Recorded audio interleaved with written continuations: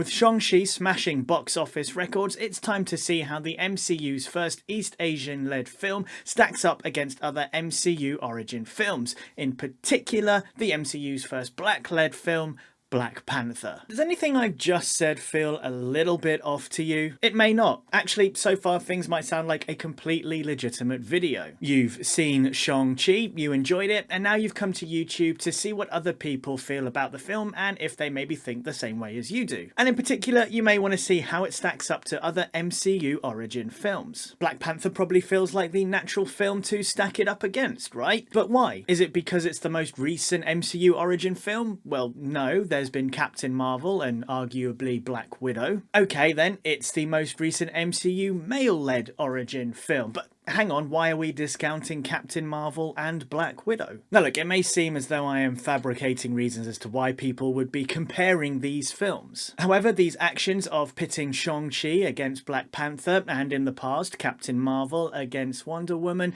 is becoming a bit of a pattern that holds negative connotations. Now that isn't to say that when we pit these kind of films together there are only evil intentions at play.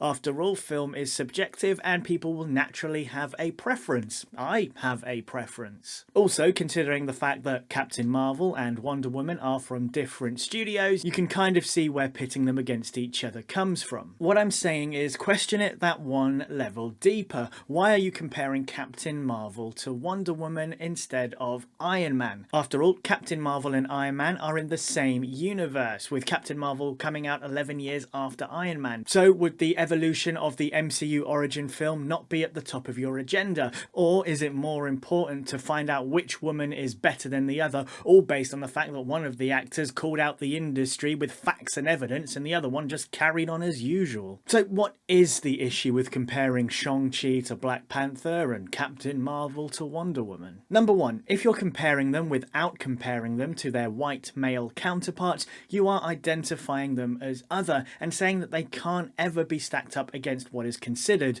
the norm. They're not the same as Iron Man, Thor, Superman, and therefore they cannot be judged the same. Number two, you're implying that once they are in this separate bubble you have already created, there must only be one. Shang-Chi and Black Panther can't be compared to their white counterparts and now one must be superior. Which one of the two is the most acceptable of the minoritized race-led MCU films? And look, as I said at the beginning of this video, you probably aren't even aware that this is what you are doing. You probably didn't even come into it with these kind of intentions. You just wanted to ask which film people preferred. But as I also said, this is where I want you to question that one level deeper. Why am I comparing these two films? Once you ask the first question, a whole load of other questions will come your way, and hopefully you'll begin to see the negative connotations that are associated with these kind of comparisons. Do Warner Brothers have faith in their minoritized race-led films? Click this video right here and find out here why race swapping isn't the issue with representation.